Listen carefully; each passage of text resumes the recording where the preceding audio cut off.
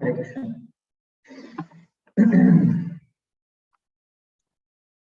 सत्यानंद चिंत सख्ये कपक्षे सर्वाध्यक्षे भक्तिरक्षाध्यक्षे श्री गोविंदे विश्वसर्गादिकंदे पूर्णानंदे नित्यमास्तां मतिर्मे अज्ञाननीरधिरुपैतिया विशेषं भक्ति परापजति परिपोषमुच्चैः तत्त्वं परं स्फुरति दुर्गमम् अप्यजश्रं सत्पुण्यभृत्स्वर्जितं प्रणमामि गीतं गौरां सुखः सत्कुमुद प्रमोदि स्वाभीक्त्यागोस्तमो निहन्त श्री कृष्ण चैतन्य सुधा निधिर्मे मनोदितिष्ठन् स्वरतिं करोतु प्राचीनवाच सुविचार्य सोऽहं मग्योऽपि गीतामृतलेशलिक्षुः यत प्रभोरेव मदेत तत्र शान्तक्षमध्वं शरणागतस्य नमो विष्णुपादाय कृष्णप्रेष्ठाय भूतले श्रीमते भक्तिविकासस्वामिति नामिने नमो विष्णुपादाय कृष्णप्रेष्ठाय भूतले श्रीमते भक्तिवेदान्तस्वामिति नामिने नमस्ते सारस्वती देवे गौरवाणी प्रचारिणी निर्विशेष शून्यवादी पाश्चात्यदेशतारिणी जय श्री कृष्ण चैतन्य प्रभु नित्यानंद श्री अद्वैत गदाधर श्रीवासादि गौर भक्तवृंद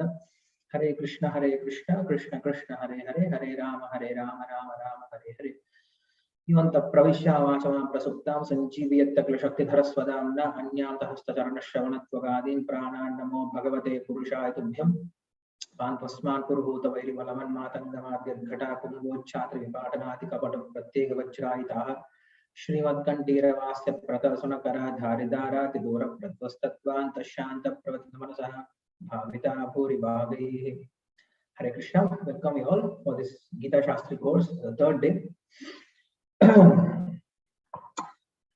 So today we will be discussing, we'll start today from Bhagavad Gita. So Bhagavad Gita, it comes in Mahabharata. Yesterday we saw the greatness of Mahabharata among all the Vedic scripture, that is Bharatam Panchamo Vedah. The Mahabharata is considered as the fifth Veda, and by means of understanding Mahabharata, we understand the importance of Vedic literature. So in that Mahabharata, Bhagavad Gita is considered as the most important part of Mahabharata. So this Bhagavad Gita comes in the Bhishma Parva of Mahabharata from the chapter number 25 to 42. So for this Bhagavad Gita, there are many commentators who have commented on this Bhagavad Gita. And especially Sripad Adi Shankaracharya has commented. He is one of the very oldest commentator, and Sridhara Swami. And then we have from Sri Vaishnava Sampradaya, we have Yamunacharya or Alavanda. Yamunacharya is the first commentator on this Bhagavad Gita. So we are very known that the Gita Sangraha Shloka of Alavanda or Yamunacharya. So there is an interesting story how this Yamunacharya got this knowledge of Bhagavad Gita. In Sri Vaishnava Parampara, this Bhagavad Gita knowledge was first brought out by Nada Muni. There is Acharya called Nada Muni, and he is the first person to bring this knowledge of Bhagavad Gita in the Sampradaya. And Nada Muni, he has given this knowledge to Uyakonda, his disciple. He is called Uyakonda. And then Uyakonda gave this knowledge to Manakkal Nambigal. And then the first person, the Nada Muni, he had this desire, because in his family, in his lineage, this Alavanda is going to take, but he knows that. So he wanted to give this knowledge of Bhagavad Gita to his grandson. He was waiting, but since he was getting old and then grandson was very small and then he couldn't give, so he left body. And then it was given to Uyakonda and then Manakkal Nambigal. So Manakkal Nambigal had a chance to meet Alavandar and to give this knowledge. So Alavandar or Yamunacharya, he was a king. He was ruling the country and he was busy in the activities of politics. He was not so much interested in spiritual knowledge. So what happened? This Manakkal Nambigal, he used to come to this king's palace and he used to give a bunch of shak, a special kind of shak, green leafy vegetable, to the king's cook. And then cook used to cook that every day, and he used to serve the king, that is Alavandar. So Alavandar used to take this shark every day, and he appreciates it. He says it's very nice. And then he keeps on giving this every day. This Manakal Nabigal used to give this green leaf vegetable every day, this shark, spinach, and then he used to take this Alavandar as a king, and then he used to take this green leaf vegetable every day. So this continued for 6 months. After 6 months, he suddenly stopped. The person who was giving this shark, he did not come. So the king asked, Alavandar asked, what happened? Why I'm not being served with this spinach? Then the cook said, one person was coming and giving this every day, but today he suddenly stopped. So Alavandar said, okay, find out that person and bring him to me. So some other soldiers, they found Manakal Nabigal and they brought him. So now king is asking, why do you give me this spinach every day and suddenly you stop? Then he said, I want to meet you, and it is not possible for me to meet you just like that because I'm nothing to meet a king. So I should make some trick so that I can meet you, so that you will have a desire to meet me. So I made it such a way, and then it happened. So you have called me. So Alavandar is asking to Manakal Nabigal, what happened? Why you want to meet me? Then he said, I wanted to give you a big treasure or big asset which your forefather has given us, that is Nadamuligal. Then he asked, what is it? He says, I wanted to teach you Bhagavad Gita. So this is the highest gift that your forefather, Viyakonda, has given me. So I wanted to give you that gift. Then from Nadamuligal, Alavandar got this Bhagavad Gita knowledge.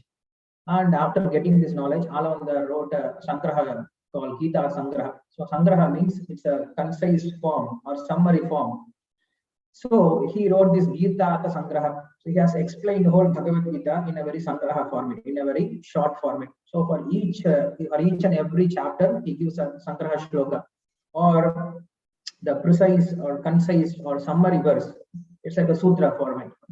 One shloka which explains the whole chapter. So it's called Gita Sangraha. It's a very beautiful work. And if you can remember these shlokas, then naturally it's very easy for you to grasp or understand the subject matter, what is said in each and every chapter. So in that, he starts with the Sangraha shloka for whole Bhagavad Gita. He gives a summary shloka for whole Bhagavad Gita. He says, Swadharma Jnana Vairagya Sadhya Bhakti Eva Gocharaha Narayana Parabrahma Gita Sastri Samiritaha. He says, understanding Lord Narayana and attaining him is the ultimate goal of this Bhagavad Gita. And how it is accomplished? It is accomplished by Swadharma Jnana Vairagya Sadhya Bhakti Eva Gocharaha. It is accomplished only by devotional service. So by devotional service alone, we can attain that Lord, so Supreme Lord. And to attain that Supreme Lord, there are two ways. One is Swadharma Jnana Vairagya Bhakti or Bhakti Eva Gocharaha or direct Bhakti. So there are two means to attain that Lord. One is step-by-step process which leads us to Bhakti, and then we attain the Lord. And the second process is direct devotion service, and then we attain the Lord. So there are two methods which are prescribed by him. And this is what our Baladev Vidyabhushan also speaks about, three kinds of adhikaris to understand Bhagavad Gita.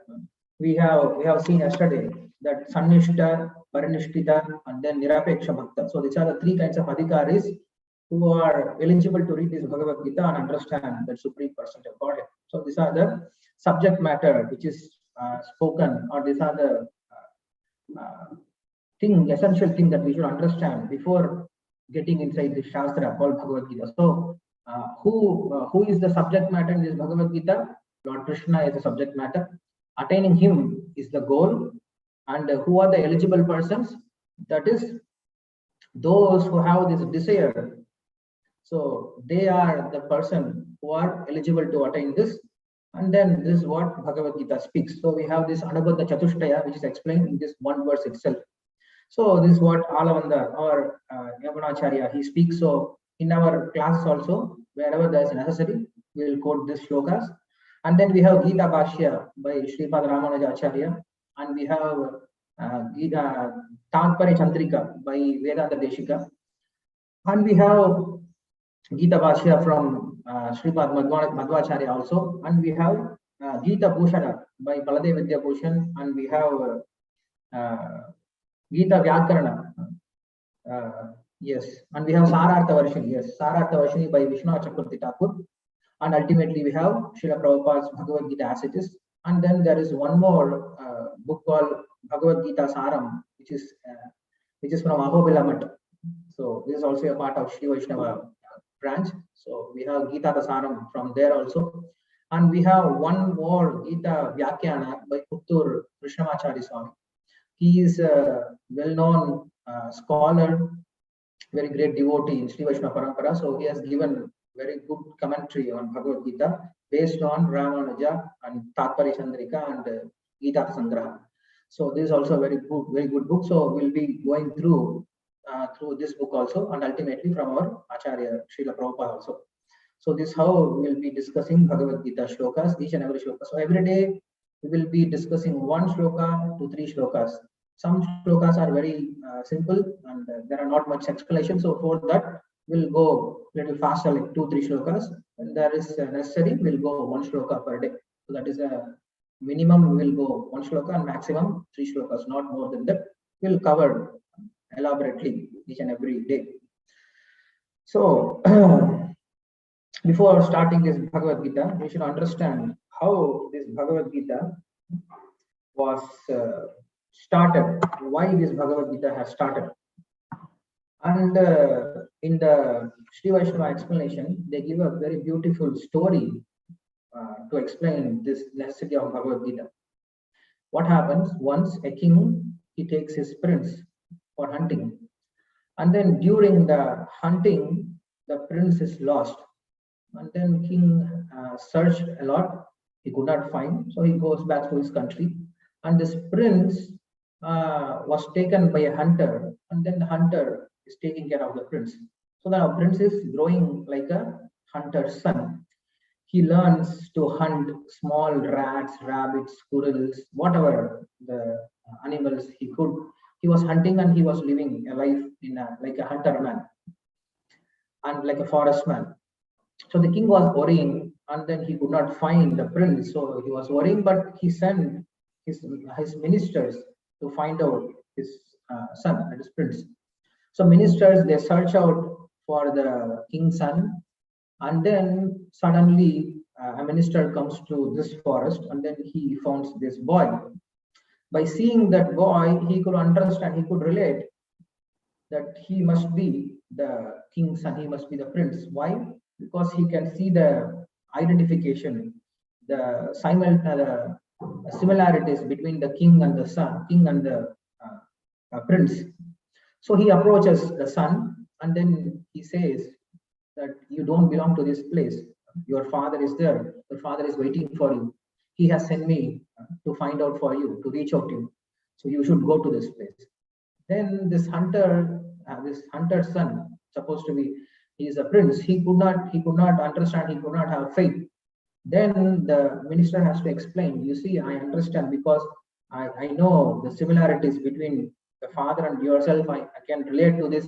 So he educates them, and then he tells them, you see, your father is waiting for you, and then if you go to your father, then you can live a very happy life. Your life doesn't belong to this place. You're not supposed to be hunting after a small rat or rabbit or squirrel, whatever. You are supposed to be the great king's son. And then he goes and talks to the hunter. The minister goes and talks to the hunter. Then hunter says, yes, he's not my son. I found him in the forest and I brought him. So now this hunter's son, supposed to be the so-called hunter's son, he gets this knowledge. Yes, I don't belong to this place. I belong to the king. He is my father. He is my original father. Now, as soon as he got this understanding, as soon as he heard this news, he feels immediately happy. He feels immediately renounced from whatever he is doing. He is not now after small rats. He is not after small rabbits and squirrel. His consciousness immediately uplifted. Now his only duty is to reach the father. So he gets the guidance how to reach the father. And then he understands when he reaches the father, he will be enthroned as a prince, and then he can enjoy the whole country. So in the similar way, we are all lost son of our Lord, of our Father. So now we are suffering here as a hunter's son, and trying to get whatever the pleasure, the material pleasure, the lowest kind of pleasure, whatever we can, and we are thinking this is our whole life, this is our purushartha. But once the Shastra teaches us through Guru that we don't belong to this place and this is not our identity, we belong to Krishna and we should reach out to Krishna. And then when we hear this news, immediately our consciousness gets uplifted. That when you understand, yes, I don't belong to this place, it has nothing to do with me. My father is Krishna and he's waiting for me, I should reach him. So when you understand this goal, when you keep this as a goal of your life, then you walk towards this goal. And then whatever happens in the meantime, you don't get disturbed because you are fixed with the goal. So now this prince, he's traveling to reach his father, and then whatever discomforts he may feel while reaching his father doesn't affect him, because he's happy in his heart. Yes, I'm going to reach my father, I'm going to reach my father. So with this happiness, when he's traveling, the dualities which he has to go through during this travel, it doesn't affect him much. The similar way, Shastras, they give us the ultimate goal, that is to reach Krishna and to serve him completely and to become blissful. So when you understand your goal, when you understand your position, then immediately we become detached from our whatever temporary position, and we become free from the dualities. We are not disturbed by the dualities in this material world. So this is only possible by understanding the Shastric knowledge. Shastras teach us about our own identity. If Shastras are not there, we cannot understand who we are actually. We learn everything from others. Even we learn who we are from others only. Even we don't know who we are. That is the most miserable situation, that we don't understand who we are. We don't know who we are actually. So Shastras has to teach us. So in this way, Bhagavad Gita, it teaches us, it gives us a real knowledge, it gives us a higher sense to our life. It broadens our consciousness.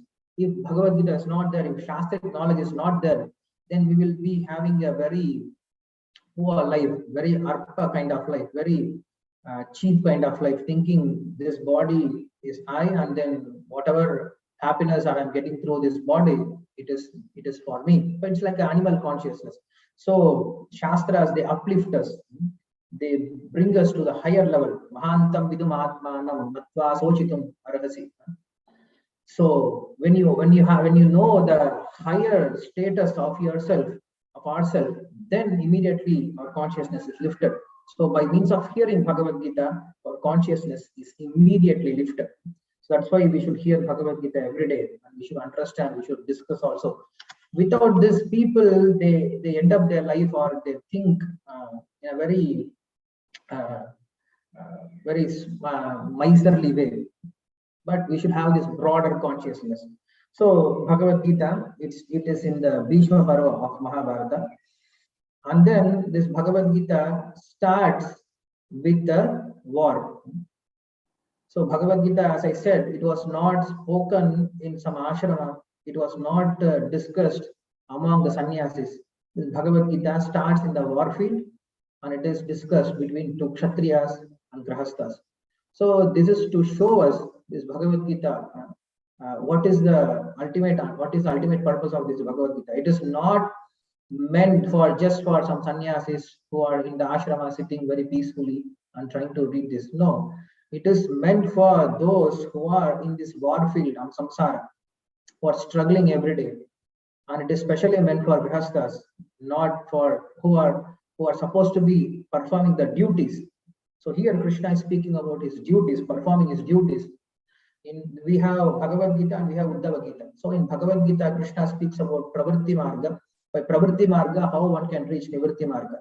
By means of performing your duties, how can you become detached? That is the whole subject matter of Bhagavad Gita.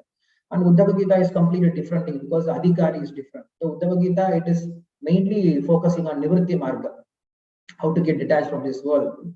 But Bhagavad Gita is specially meant for us, those who are performing the duties, how to perform your duty in such a way that you will get detached from your duties, ultimately get attached with Lord, and then you get liberated. So that is the whole idea of Bhagavad Gita. So we should understand Bhagavad Gita is not meant for only sannyasis. Bhagavad Gita will not lead us to sannyasa. So Bhagavad Gita will lead us to Krishna. So that is the ultimate understanding of Bhagavad Gita. So what happened? We know from Mahabharata that the Pandavas were cheated by Kauravas in the garb of playing dice, which is again adharma itself. But somehow or other Yudhishthira was cheated, and then they took away all his possession. Now Pandavas lost everything. Now they are ready to fight and get back everything. So Kshatriyas, they have this facility. Either they can fight and win the country, or by means of cheating, by means of this kind of dice, or some other, by means of some other trick, they can conquer the countries. That is there. So what happened? This Kauravas, they could not defeat Pandavas directly. So they made Yudhishthira to play this dice, and somehow or other they cheated him and they took everything from him. Now Pandavas, they don't want to cheat. They want to directly fight and get back their country. So they're ready for the fight. And then just to stop the fight, they come up with a proposal that you don't have to fight. You just go to Vanavasa for 12 years and then 1 year Agyatavasa. If that is completed, then no need fight. You can come and take over your kingdom. This is the thing that they have given. Why to kill so many people? Why we have unnecessary fight? So Yudhishthira, he accepted because he is very disciplined person. He respects elderly people. So he accepted the Dhritarashtra's word. He said, okay. Because of this, they suffered 13 years. And then after 13 years, they want to come and take over the kingdom. And then suddenly, in the last day of 13th year, they come and say, no, we have found you, and then we are not going to give you the kingdom again. Again, you go back to the forest. Now they don't want to go back to the forest. Now they said, okay, we don't want to go back. We are not going to beg from you. We'll fight and we'll take from you whatever is ours. We are not asking for your kingdom. We are asking for our own kingdom. Whatever we have conquered. So give us or we'll fight. So then Krishna was arranged as a messenger. So Krishna went. He tried to pacify. He tried to make Sama and then Dhana and Veda. Nothing worked. Then at last, Danda is the ultimate thing that we should take up. So after so much of consideration, they accepted, okay, let us fight. So this fight was not for any other purpose, like showing who is greater, who is better. Like today, we can see the war is being conducted to show who is the greatest. But during those days, the war was conducted just to establish dharma. So Krishna is dharma samsthapanarthaya. He comes here to establish dharma. So he said, yes, we should fight and we should win over the Kauravas, and Pandavas should take over the kingdom and they should rule. So after so much consideration, Yudhishthira Maharaj understood, okay, there is no any other way. Fight is the only way. So they accepted, and then they all assembled in the Kurukshetra field for the Mahabharata Yuddha. So this is 18 days war. It is very beautifully done, because the way the war field was arranged, the principles were set to fight. Everything is very beautifully set. It's not like today's people fight. The Kshatriyas, they really fight during daytime, and then nighttime they're like friends. So just to establish dharma, they were fighting, not out of enviousness, not out of enmity they were fighting, but just to establish a dharma they were fighting. So this is how the Mahabharata war was set up, and then fight is going to start. So during the fight, in the first day of the fight, Arjuna has the hesitation, and then Bhagavad Gita was spoken. So what happened? This Mahabharata war is of 18 days. So in these 18 days, the first 10 days was Bhishma Deva's period for Kauravas. He was the commander-in-chief for the Kauravas. So Bhishma Deva was fighting fighting in the Kaurava side for first 10 days. And then at the 10th day, he was defeated. He was thrown down. And then what happened? Now, Sanjaya, who was in the war field, he comes back to Hastinapura. And then Dhritarashtra was in tension. He doesn't know what is happening because he couldn't go for the war field, and he was in tension. What is happening in the war field? What is happening in the war field? Who is winning? So he was in tension. So Sanjaya comes and then he informs Dhritarashtra, my dear king, Bhishma Deva has fallen down. As soon as he heard this, Bhishma Deva has fallen down, he could not believe. Who can defeat Bhishma? Bhishma is so powerful that he could defeat even Parashurama. Nobody can defeat Bhishma. If Bhishma is defeated, then there is no chance to win the war. So Dhritarashtra was very much worried, and Dhritarashtra is asking Sanjaya, please tell me whatever happened in the war field. Please tell me everything without hiding anything or without forgetting anything. So Sanjaya, he got a very special boon from his guru, that is Vyasadeva, that he can remember everything, he can see everything, whatever happened in the war field, and he can describe that. So Sanjaya, he starts to explain about whatever happened in the war field from the day one till now. Whatever happened, he was explaining. So this is how in the Bhishma Parva Bhagavad Gita starts.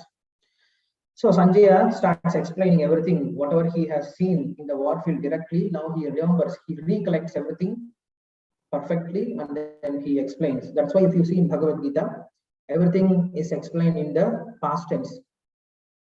Sound is low. I'm listening in the cell phone. Hare Krishna, his sound is low. I don't know how the sound is. Is I audible to everyone?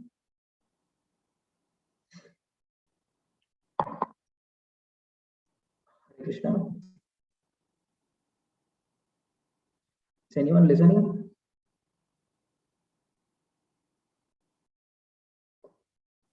Yes.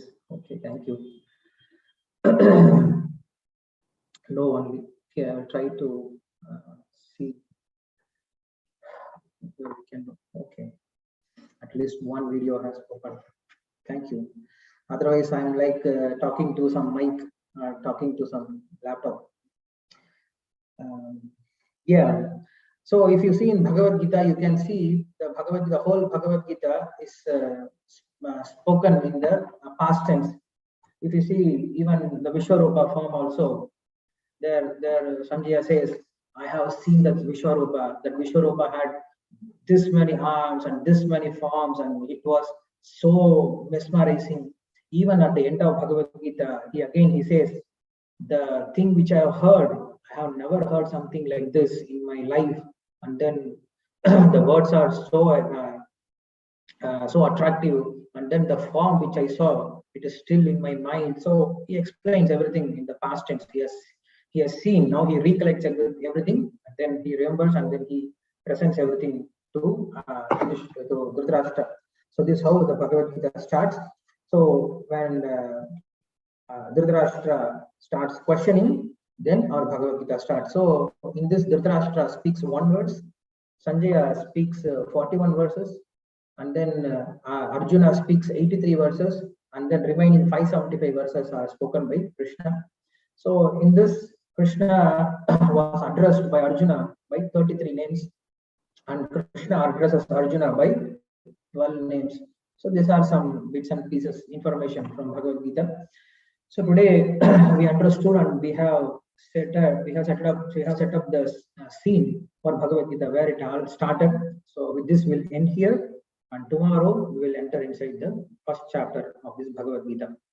So if anybody has any questions or comments from today's lecture, you can ask now, or we will end your class here.